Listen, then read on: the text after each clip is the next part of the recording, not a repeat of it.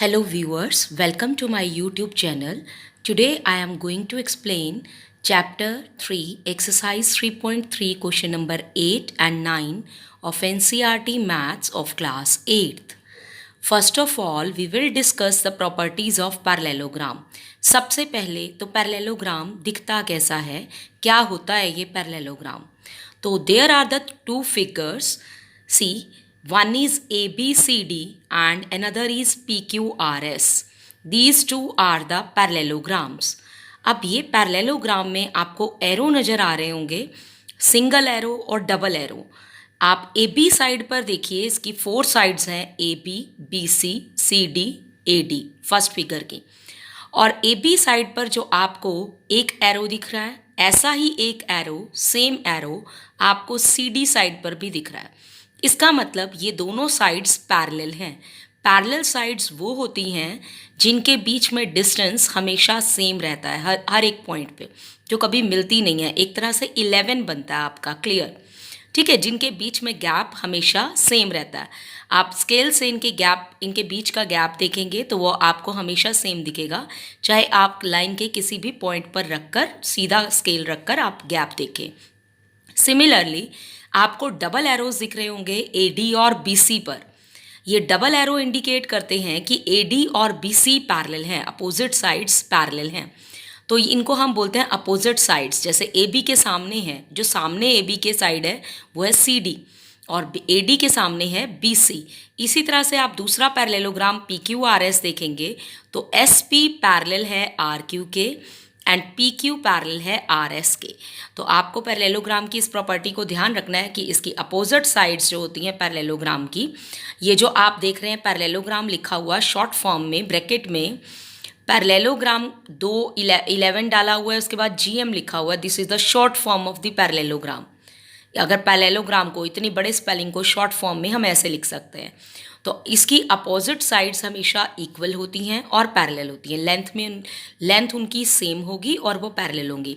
अगर मैं इस चीज़ को लिखना चाहूँ कि कैसे पैरेलल हैं, तो मुझे यहाँ पर लिखना है ए बी किसके पैरेलल है. पैरेलल के लिए मैं ये साइन लगाऊंगी सी डी. इसी तरह से मैं लिखूंगी ए डी पैरेलल है बी सी के. इसी तरह से अगर मैं इसको लिखूंगी तो मैं लिखूंगी पी क्यू पैरेलल है एस आर के एंड एस पी पैरेलल है आर क्यू के. क्लियर. अब हमने ये प्रॉपर्टी, जो फर्स्ट प्रॉपर्टी पढ़ी है, वो क्या है, opposite sides of parallelogram are equal and parallel. ये जो अपोजिट साइड्स हैं, अपोजिट साइड्स सामने वाली साइड्स, ये पैरेलल भी होंगी, साथ ही साथ इनकी लेंथ्स भी इक्वल होगी. अब इसी प्रॉपर्टी को यूज़ करते हुए हमें आते हैं क्वेश्चन नंबर 8 पार्ट 1 पर. यहाँ पर आप एक पैरेललोग्राम देख रहे हैं, ठीक है, जिसका नाम रखा हुआ है guns, GUNS, guns. Guns is a parallelogram, find x and y. आपको यहाँ पर एक x दिख रहा है, एक y दिख रहा है, ये आपको फाइंड आउट करना है. और ब्रैकेट में लिखा है लेंथ्स आर इन सेंटीमीटर. इसका मतलब ये जो 18 है ये सेंटीमीटर है, 3x centimetre, 26 centimetre and 3y minus 21 centimetre. अब हम इस क्योंकि ये एक पैरेललोग्राम है तो हम पैरेललोग्राम की प्रॉपर्टी यूज़ करेंगे. Opposite sides of parallelogram are equal होती है. तो एस एन के अपोजिट कौन सी साइड है, जी यू. एस एन के अपोजिट साइड है जी यू. तो इनकी लेंथ्स इक्वल होंगी, यानी 26, एस एन की लेंथ है 26 और जी यू की लेंथ है 3y माइनस 1. ये हमने क्यों इक्वल किया है, बिकॉज अपोजिट साइड्स, ये प्रॉपर्टी है ऑफ पैरेललोग्राम आर इक्वल.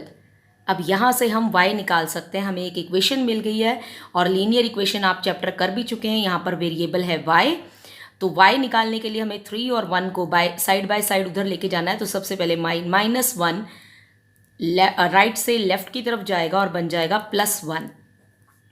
27 बन गया is equal to 3y.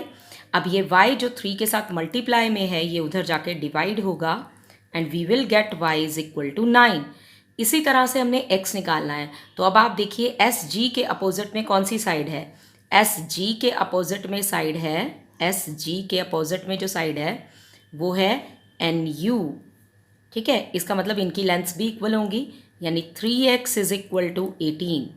3x is equal to 18 means x is equal to 18/3।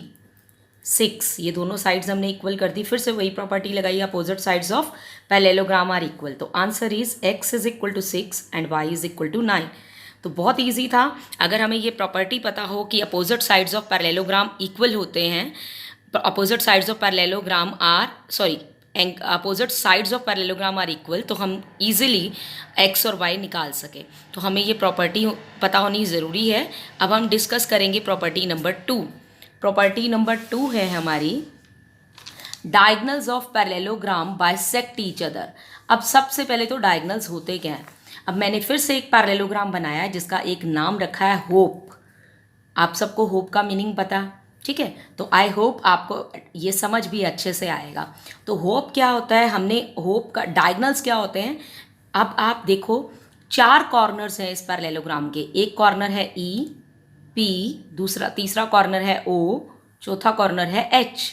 अगर इन चारों कॉर्नर में से हम अपोजिट कॉर्नर्स को ज्वाइन कर दें, जैसे एच के अपोजिट में कौन सा कॉर्नर है, एच के सामने बिल्कुल पी, अगर मैं इसे ज्वाइन कर दूं, लाइन बन जाएगी एक H P. This is one of the diagonal, इसी को डायगनल बोलते हैं। इसी तरह से ओ के अपोजिट में है ई, तो मैं अगर ई और ओ को ज्वाइन कर दूं तो मुझे एक और डायगनल मिल जाएगा। यानी मेरे पास 2 डायगनल हैं, एक है एच पी, ये जो लाइन है एच पी अपोजिट वर्टेक्स को ज्वाइन करके, एक एच पी, और दूसरी लाइन है ओ ई। ये दोनों क्या हैं, डायगनल्स। अब ये तो क्लियर हो गया, डायगनल्स हैं ये। अब है, अगर ये डायगनल्स हैं तो ये बाइसेक्ट ईच अदर क्या वर्ड होता है। बाइसेक्ट का मतलब होता है 2 equal parts. By means 2 equal parts में डिवाइड करते हैं। अब देखो ये क्रॉस बन रहा है, तो मान लो ये दोनों डायगनल्स कट तो रही हैं। मान लो ये पॉइंट ओ है, ओ तो मैंने नाम दिया हुआ है, तो मैं इसको कुछ और नाम दे देती हूँ, क्यू दे देती हूँ इसको, ठीक है? तो मान लो ये दोनों डायगनल्स हमारे क्यू पॉइंट पर कट रहे हैं। तो अगर क्यू पॉइंट पर ये कट रहे हैं एक दूसरे से, तो हम डायगनल के 2 पार्ट्स हो गए हमारे पास। एक हो गया एच क्यू, अब ये एच पी डायगनल के 2 हिस्से हो गए। एक हो गया एच क्यू और दूसरा हिस्सा हो गया क्यू पी। अब ये दोनों हिस्से इक्वल होंगे, इसी को बोलते हैं हम बाइसेक्ट। इसी तरह से इस डायगनल के भी 2 हिस्से हो गए, O Q and Q E. Yes, O Q and Q E, तो ये भी इक्वल होंगे, ओ क्यू और क्यू ई।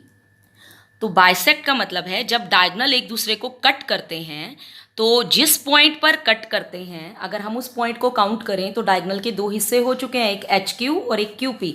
ये दोनों हिस्से इक्वल होते हैं, इसी को हम बोलते हैं डायगनल्स बाइसेक्ट ईच अदर।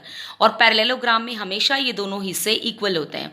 इसी प्रॉपर्टी 2 को यूज करते हुए हम क्वेश्चन करेंगे, question 8 part 2, where the figure is, अब फिर से नेम देखिए, runs, RUNS, runs is a parallelogram, find x and y, इसमें भी x और y निकालने, lengths are in centimetre, these all are in centimetre. अब देखो इसके 2 डायगनल्स डॉटेड लाइन से आपको दिखाई दे रहे हैं, एक है SU और दूसरा डायगनल है RN। ये दोनों डायगनल एक पॉइंट पर मिल रहे हैं, यहाँ देखिए एक पॉइंट पर मिल रहे हैं।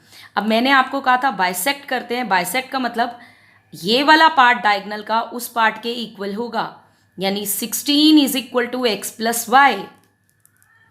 इसी तरह से दूसरे डायगनल का भी दूसरा पार्ट इक्वल होगा, 20 is equal to Y plus 7।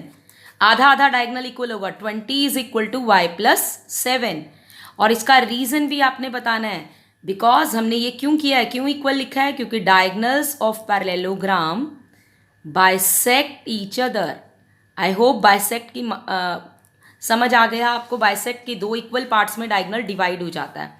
अब यहाँ पर तो 2 वेरिएबल है, मुश्किल हो जाएगा निकालना, तो हम यहाँ से पहले y निकाल लेते हैं। देखो यहाँ पर x और y दोनों निकालने पड़ेंगे, तो पहले हमें y की वैल्यू यहाँ से हम इसको यूज़ कर लेते हैं। y, ये जो 7 + 7 है इधर आकर -7 हुआ, तो y आ गया 13। y की वैल्यू तो निकल गई। अब यहाँ पर हम y की वैल्यू हमें पता है, तो हम y की वैल्यू बता सकते हैं कितनी है, 13 हमने यहाँ निकाली है, इज इक्वल टू 16। अब ये 16, ये 13 को मैं अगर इस साइड ले आऊँ तो मेरे पास x भी आ जाएगा, 3 इज इक्वल टू x। तो I have got x is equal to 3 and y is equal to 13। This is how we can find X and Y if the diagonals में अगर आपको कुछ मिसिंग हो तो पहली जो हमने प्रॉपर्टी की है, अगर आप फिर से देखेंगे तो वो हमने साइड्स को लेके किया है, वहाँ पर कोई डायगनल नहीं है, अपोजिट साइड्स आर इक्वल। और जो ये वाली प्रॉपर्टी की है सेकेंड, ये हमने किसको लेके की है कि डायगनल्स जो हैं वो बाइसेक्ट करते हैं एक दूसरे को, यानी एक दूसरे को आधा आधा कर देते हैं, ठीक है। यानी ये डायगनल जो आया इसने इसको आधा आधा कर दिया, तो 16 और x प्लस वाई इक्वल हो गए, हाफ हाफ इक्वल होते हैं ना हमेशा। और ये जो डायगनल आ रहा था इसने इस डायगनल को आधा आधा कर दिया, यानी 20 is equal to Y plus 7। I hope you have understood this property. Let's start with property 3। Now we will talk about the angles. अभी तक हमने बात की साइड्स की, ठीक है, और बात की डायगनल्स की। अब बात करेंगे एंगल्स की। एंगल्स कैसे? Opposite angles. अपोजिट एंगल्स जो पैरेललोग्राम के होते हैं दे आर इक्वल, ठीक है। कैसे? जैसे यहाँ पर आपको कोई भी, मैं आपको पैरेललोग्राम बना के दिखाती हूँ। जैसे ये कोई पैरेललोग्राम है, ठीक है, और इसके अपोजिट एंगल, सपोज ये पैरेललोग्राम का नाम है ABCD। अपोजिट मीन्स सामने वाले, ठीक है। तो A और C एंगल इक्वल होंगे, जितना मेजर A का होगा उतना ही C का होगा। सिमिलरली B और D एंगल्स भी इक्वल होंगे। तो opposite angles of parallelogram are equal, ठीक है। बाकी रहा एडजेसेंट एंगल्स का। अब B पार्ट है, दो तरह के एंगल्स होंगे, ये तो अपोजिट हो गए, A and C are opposite angles, B and D are opposite angles. अब एडजेसेंट एंगल्स कौन से होते हैं? जो साथ वाले हैं। जैसे A के सामने तो C है, लेकिन एडजेसेंट कौन से हैं? A के साथ कौन से हैं? A के साथ है B या फिर A के साथ है D। तो एडजेसेंट में A के साथ दो एंगल्स होंगे, एक A के साथ होगा B और A का एडजेसेंट होगा D। ये दोनों इक्वल नहीं होंगे, एडजेसेंट एंगल्स इक्वल नहीं होते, अपोजिट इक्वल होते हैं। एडजेसेंट सप्लीमेंट्री मीन्स उनका सम 180 होता है, ठीक है। Sum of adjacent angles of parallelogram is 180 degree, यानी A और B मिला के 180 के होंगे, और ऐसे ही A और D 180 के होंगे। यस बेटा, now you can tell what is the which angle is adjacent to angle B। Angle B के साथ एडजेसेंट कौन कौन से होंगे? अपोजिट वाला नहीं काउंट करना, कौन सा काउंट करना है? C and D। तो B के अपोजिट एडजेसेंट है C एंड B के एडजेसेंट है A। तो B और A तो हम ऑलरेडी 180 लिख चुके हैं, तो B प्लस C भी कितना होगा? 180 डिग्री। अब इस प्रॉपर्टी को यूज़ करते हुए हम क्वेश्चन नंबर 9 करेंगे। सी क्वेश्चन नंबर 9 है। अब आपको फिगर के अंदर एक नहीं दो पैरेललोग्राम इकट्ठे दिए हुए हैं, बट मुश्किल नहीं है। यहाँ पर एक फिगर दी हुई है जिसमें रिस्क और क्ल्यू दो पैरेललोग्राम्स हैं। चलिए पहले हम रिस्क को देखते हैं। रिस्क है RISK, ये एक पैरेललोग्राम है। Risk RISK। तो इसमें अभी मैंने क्या बताया कि इसमें हमें x की वैल्यू निकालनी है। तो सबसे पहले मैंने आपको बताया कि अगर हमें ये x निकालना है तो x इस छोटी सी ट्राइंगल में आ रहा है। तो अगर हमें ट्राइंगल के दो एंगल्स पता हो तो हम तीसरा निकाल सकते हैं। तीसरा एंगल तो ये है, हमें ये और ये पता करने हैं। ये दो एंगल्स अगर हमें पता लग जाए तो हम x को आराम से निकाल सकते हैं, ठीक है। तो अगर हम इस पैरेललोग्राम को देखें, रिस्क को, तो K के एडजेसेंट में है S, K के एडजेसेंट में है S, अपोजिट में तो नहीं है ना। अपोजिट में तो इसके I होगा। K के सामने कौन सा है? I। K के सामने होगा, अपोजिट एंगल इसका I है। हम एडजेसेंट में देख रहे हैं तो K के एडजेसेंट में है S रिस्क में, ठीक है। तो अपोजिट एंगल एडजेसेंट एंगल्स का सम कितना होता है? 180 डिग्री। तो angle K plus angle S कितना होगा? 180 डिग्री। K हमें पता है, K कितना गिवन है क्वेश्चन में, देखिए 120 डिग्री गिवन है। तो हम S आराम से निकाल सकते हैं। इक्वेशन बन गई है हमारे पास। और ये हमने क्यों रखा है? क्योंकि एडजेसेंट एंगल्स जो पैरेललोग्राम के होते हैं, हमने प्रॉपर्टी में पढ़ा है कि वो क्या होते हैं? सप्लीमेंट्री होते हैं। सप्लीमेंट्री मीन्स उनका सम 180 होता है, ठीक है। तो S निकाल सकते हैं हम इस इक्वेशन से। 180 माइनस 120, S आ गया 60। तो हमें इस ट्राइंगल में से एक एंगल तो पता चल गया S 60 डिग्री। अब हमें पता लगाना है E। चलिए अब चलते हैं दूसरे पैरेललोग्राम की तरफ, which is clue. Clue parallelogram देखिए अब, CLUE क्ल्यू, ठीक है। ये अब आपको क्ल्यू देगा कि एंगल E क्या आएगा। अब L के अपोजिट में देखिए, क्ल्यू में E एंगल है L के अपोजिट में, और हमने पढ़ा है कि अपोजिट एंगल्स जो है पैरेललोग्राम के वो इक्वल होते हैं। तो L के सामने है E, L है 70 तो E भी हो जाएगा 70। अब हम लिखेंगे L is equal to E और रीज़न क्या आएगा, opposite angles of parallelogram are equal, this is the property. ठीक है, अब L हमारा देखिए L 70 है तो E भी कितना हो जाएगा 70, तो E आ गया 70 डिग्री। अब हमें E भी पता लग गया 70 डिग्री। अब हमें इस छोटी सी ट्राइंगल में हमारे पास 3 एंगल्स थे, एक तो X और एक S और एक E। अब तीनों एंगल्स का सम ट्राइंगल्स का कितना होता है 180 डिग्री, ये एंगल सम प्रॉपर्टी है, तीनों एंगल्स का सम। अब हमें S भी पता है कि 60 है तो S की जगह मैं 60 लगा रही हूँ। हमें E भी पता है कि वो 70 है तो 70 लगा रही हूँ। बचा क्या, सिर्फ X। तो एक इक्वेशन मिल गई, इससे हम X इजीली निकाल सकते हैं। तो X plus 130 is equal to 180, ये मैंने इन दोनों को प्लस कर दिया, सेम नंबर्स थे तो X आ गया 180 माइनस 130, X इज 50 डिग्री। तो हमें X की वैल्यू मिल गई। तो अब हमने इसमें कौन कौन सी प्रॉपर्टी यूज़ की, हमने यूज़ किया कि एडजेसेंट एंगल्स का सम होता है 180, तो हमें S मिला 60 डिग्री, 120 और 60 180, और अपोजिट एंगल्स इक्वल होते हैं ये पढ़ा, तो हमें मिला L 70 तो E भी 70। फिर हमने इस ट्राइंगल में एंगल सम प्रॉपर्टी यूज़ की तो हमें ईजिली X मिल गया। ठीक है, तो this is how we can do question number 8 and 9. Thank you for watching. I hope you understand by this video.